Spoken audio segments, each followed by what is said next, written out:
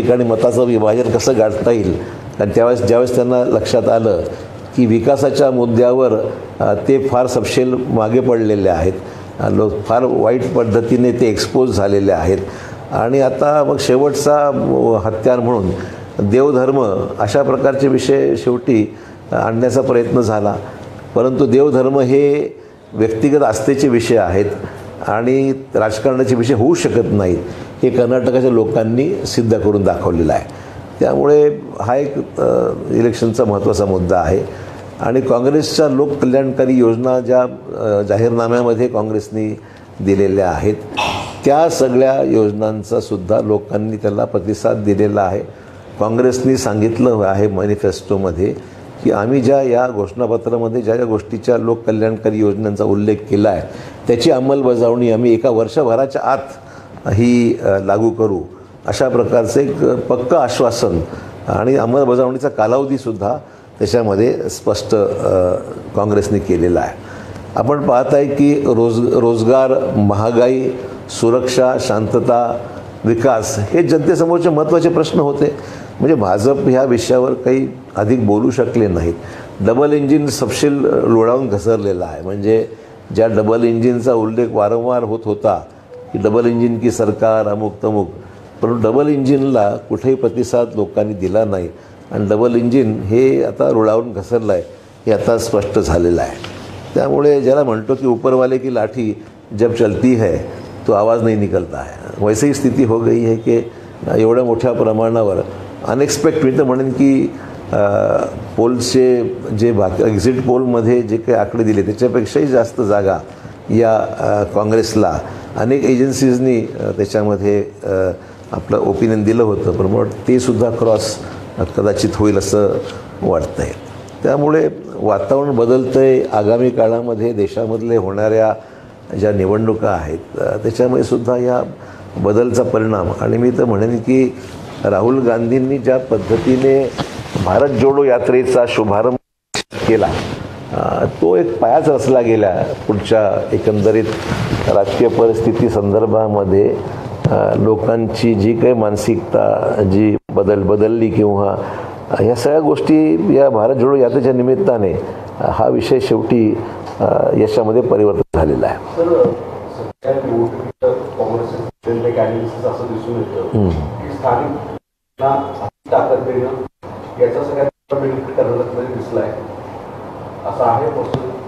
आपण असं आहे की ज्या वेळेस निर्णयाची प्रक्रिया होते त्यावेळेस निर्णय प्रक्रियेमध्ये बऱ्याचशा चुका होतात.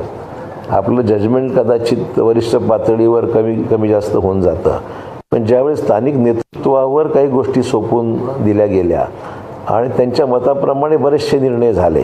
ठीक आहे, एखाद दोन इकडे तिकडे समजू शकतो मी, पण बरेचसे निर्णय जे मी ऐकून आहे कर्नाटकाच्या बाबतीमध्ये हे स्थानिक नेतृत्वावर सोपवले गेले. आणि त्यामुळे मला वाटतं की सर्वांनी खूप मेहनत घेतली आणि उमेदवार योग्य पद्धतीने निवडल्या गेले.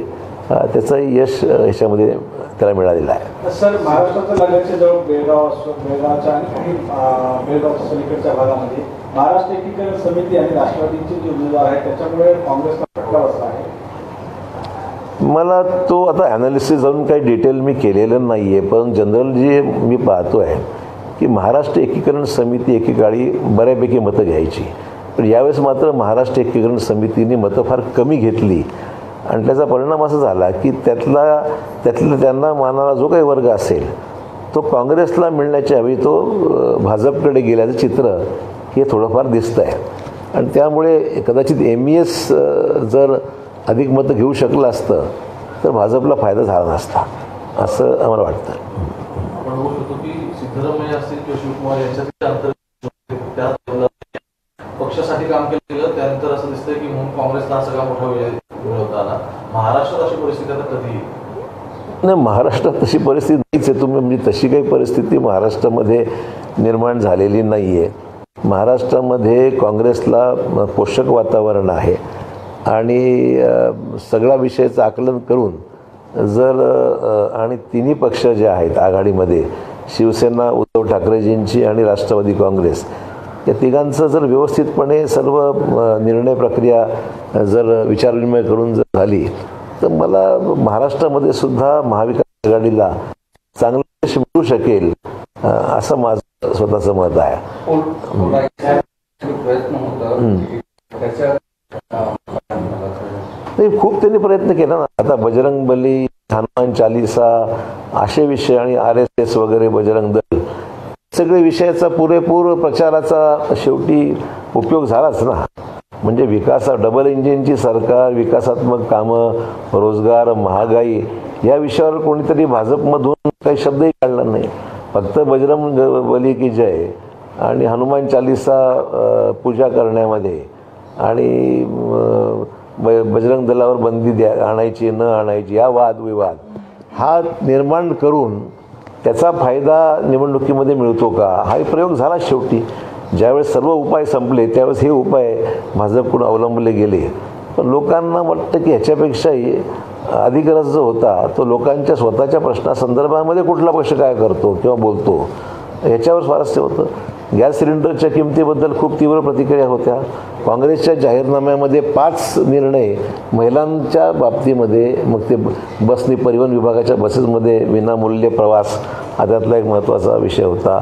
महिलांना दर महिन्याला काही पैसे द्यायच्या हिशोबाने, त्यांच्या आर्थिक परिस्थितीच्या हिशोबाने त्यांच्या घरगुती कामाकरता उपलब्ध हा एक निर्णय त्याच्यामध्ये होता. बेरोजगार युवकांना सुद्धा भत्ता देण्याच्या बाबतीमध्ये काही निर्णय होता. असे 4-5 निर्णय हे महिलांच्या बाबतीमध्ये सुद्धा जे घेतले गेले.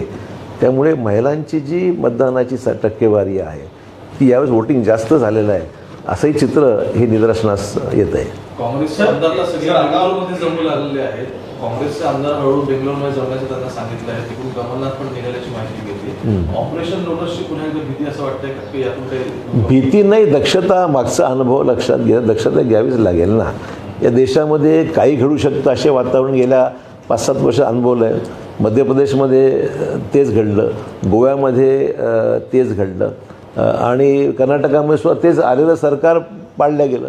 त्यामुळे मागचे अनुभव लक्षात घेता पुन्हा त्याची पुनरावृत्ती होऊ नये, दक्षता घेणं आवश्यकच आहे. लोकांचा मॅन्डेट आपल्या बाजूने असताना अशा भानगडी होऊ नये याकरता पूर्ण दक्षता घेण्याचं काम काँग्रेस श्रेष्ठींनी अवलंबलं आहे आणि ते योग्यच आहे असं माझं मत. देशभरातील हवा बदलते का आणि कारणयुक्त निकाल पाहता देशभरातील हवा बदलते का आणि मोदींची क्रेज कुठेतरी कमी होत चालली असं वाटतंय का? असं आहे की तोच इलेक्शनचा प्रचार, डबल इंजिनच्या बाबतीमधले होणारं प्रचार आणि ज्या पद्धतीने आपण पाहत आहे राहुल गांधींची एकतर खासदारकी रद्द करण्याच्या बाबतीमध्ये झालेला निर्णय, त्यांच्या एका दिवसामध्ये घर खाली करा म्हणून आलेली नोटीस, तिचं टोकाचं राजकारण लोकांना आवडत नाही. ठीक आहे, लोकशाहीमध्ये हार जीत हा प्रकार मान्य आहे मला, परंतु व्यक्तिगत कोणाविषयी फार काळ आकसेने वागणं किंवा आकस ठेवून त्याच्यावर एखाद्या व्यक्तीवर कारवाई करणं हा जो काही प्रकार आमच्या सध्याच्या राजकारणात सुरू झाला आहे देशामध्ये तो सामान्य माणसाला पटलेला नाही. हा त्यातला एक स्पष्ट म्हणजे उल्लेख करायला हरकत नाही की हा त्यातला एक महत्त्वाचा भाग आहे जो लोकांना मान्य नाही आहे आणि त्यामुळे त्याचा एक पण सहानुभूती राहुल गांधींच्या नेतृत्वाच्या विषयी असलेली अपेक्षा ही त्यातून सिद्ध झालेली आहे. राहुल गांधींच्या नेतृत्वाविषयी लोकांमध्ये आणि भारत जोडो यात्रेमुळे राहुल गांधीच्या देशात फिरले त्या सगळ्या मतदारसंघात एक पॉझिटिव्ह ट्रेंड कर्नाटकात दिसतो आहे. पंतप्रधान नरेंद्र मोदी सारख्या पंतप्रधान पदावर असलेल्या लोकांनी देवाचे नारे, आशीचे नारे देऊन मतदान करण्यासाठी पोलराईज करण्याचा प्रयत्न करतात. धोरणात्मक आणि विकासात्मक विषय त्यांच्याकडे नाही आहेत म्हणून ते असे विषय करतात आणि हे वाटतं की देशामध्ये बेरोजगारी, महागाई या विषयाला कुठे कुठे साईडलाईन करण्याचा प्रयत्न आहे. हा प्रयोग अनेक वेळा झाला ना. भाजपचं राजकारणाचा गाभा जो आहे तो धर्माचा, लोकांची सहानुभूती मिळवण्याकरता मग बऱ्याच वेळा हिंदू मुस्लिम हा विषय अनेक वेळा देशामध्ये त्याचा उपयोग केला जातो. लोकांच्या भावना भडकवण्याचा प्रयत्न केला जातो. या अनुभव या देशाने अनेक वेळा अनुभवलेला आहे. पण तोच प्रयोग नेहमी यशस्वी होत नाही ना. एकदा होतो, दोनदा होतो, पण लोकांचे प्रश्न ह्याच्यापेक्षाही गंभीर आहेत ना. म्हणजे हनुमान चालीसा म्हणण्याविषयी कोणाला तक्रार नाही, आम्ही घरी स्वतःही पूजा करतो ना, पण त्याचं लोकांमध्ये प्रदर्शन आमच्या पूजेचं आम्ही करत नाही आहे. किंवा हिंदू आणि मुस्लिमांच्या बाबतीमध्ये सुद्धा एक वातावरण, ज्यावेळेस दंगे घडतात त्यावेळेसच हा विषय जास्त उफून येतो. एरवी तर मात्र सर्व हिंदू मुस्लिम एकत्र राहतात. हे प्रयोग जे आहे चालू आहे देशावर वेगवेगळ्या पद्धतीने एक वेगळा नॅरेटिव्ह सेट करण्याचा प्रयत्न आहे. एकदा यशस्वी झाला, दोनदा झाला, नेहमी होऊ शकत नाही. हे लोकांनी दाखवलं आहे. आजचं इलेक्शन दाखवतं आहे. हा सगळा प्रयोग झाला कर्नाटकामध्ये, पण तो चालला नाही.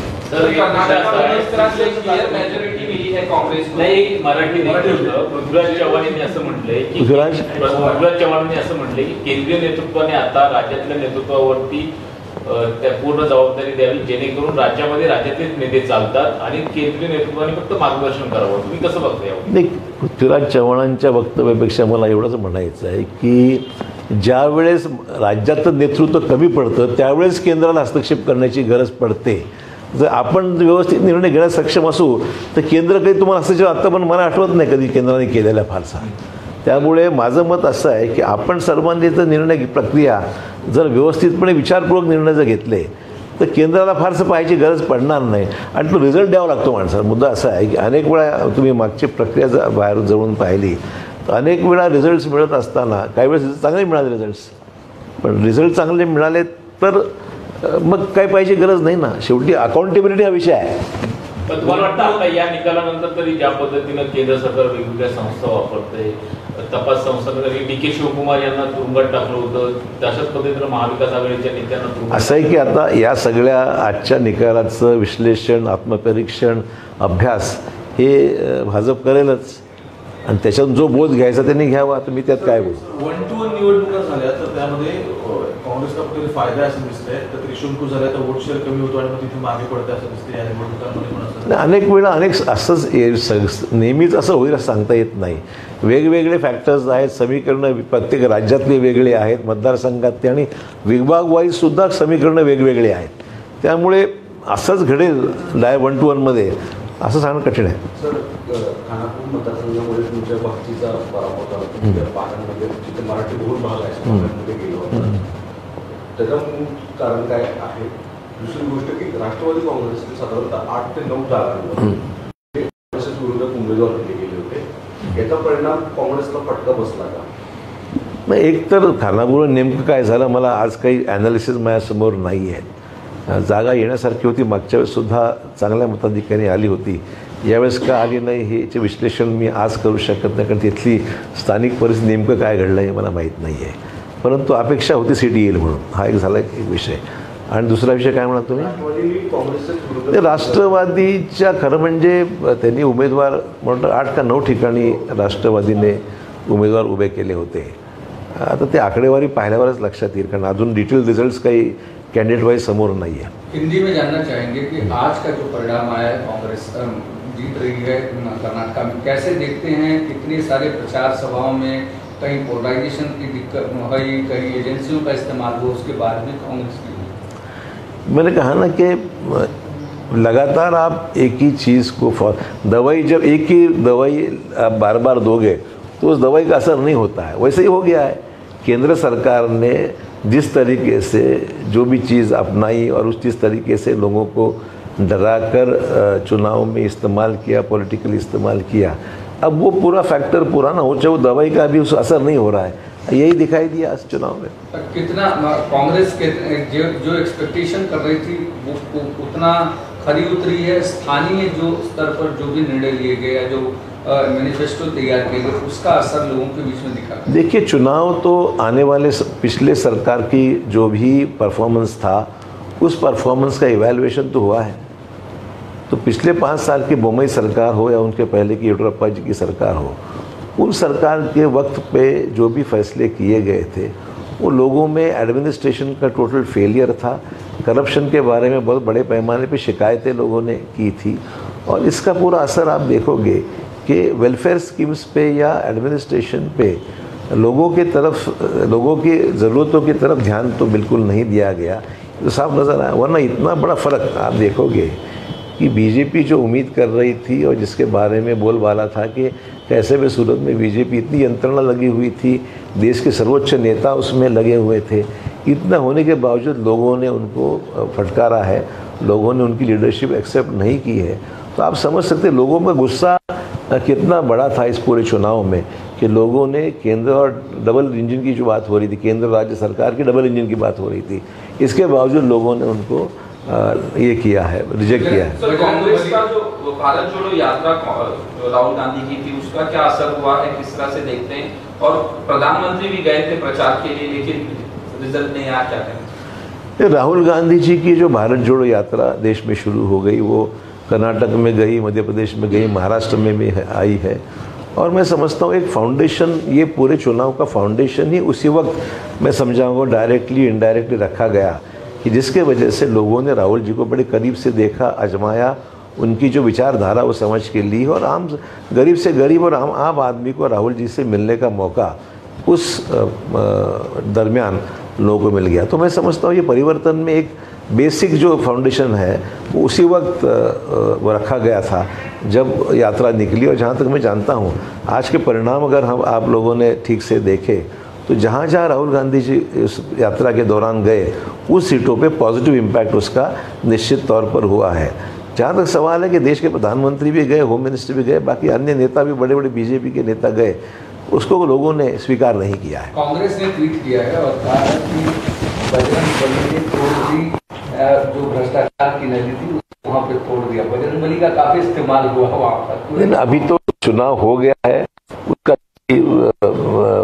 बजरंग बली का आशीर्वाद किसको मिल गया ये तो स्पष्ट हो गया है। जिस तरह से किया गया, बाकी सब बातें लेके आएंगे, तो कर्नाटक की जनता ने क्या इसको स्वीकार किया, किस तरह से क्या देखेंगे आप? कांग्रेस की जो वोट शेयर है उसमें बढ़ोतरी तो हुई है।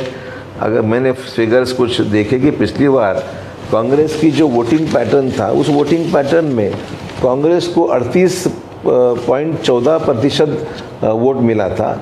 इस बार कांग्रेस को 43% वोट शेयर कांग्रेस का रहा है। बीजेपी 36 पर ही रह चुकी, बड़ी नहीं, और कांग्रेस मतलब 38 से 43% पे कांग्रेस गई है। तो वोट शेयर तो बढ़ा ही है कांग्रेस का, स्वाभाविक है। ऑपरेशन क्या लगता है अपनाया जाएगा यहाँ पे जी, किस तरह से देख रहे हैं ऑपरेशन? मतलब ऑपरेशन लोटस की कोशिश बीजेपी करेगी क्या? और सतर्कता के तौर पर कांग्रेस के बड़े नेता खासकर कर्नाटक पहुंच रहे हैं। इतना पानी नहीं काट पाएंगे अभी। 60 जो सीट्स उनकी है 66, तो 66 से लेकर 132 इतना काटना ये पॉसिबल नहीं है। प्रिकॉशन तो लेना पड़ेगा, पर मुझे लगता नहीं उस पर कोई संभावना आज के दिन में। कांग्रेस अपनी ताकत पे ही इतने बलबूते पे 132 सीट अभी है, शायद और ट्रेंड बढ़ेगा।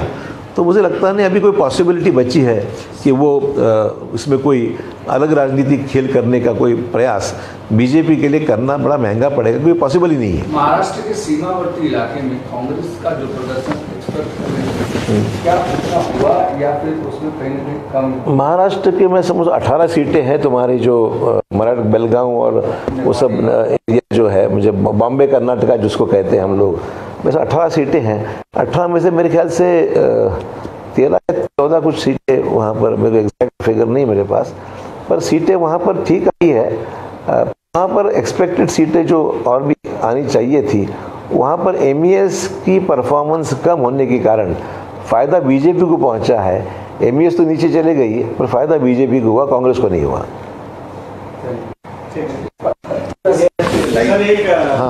एक आता एक नवीन विषय आला है।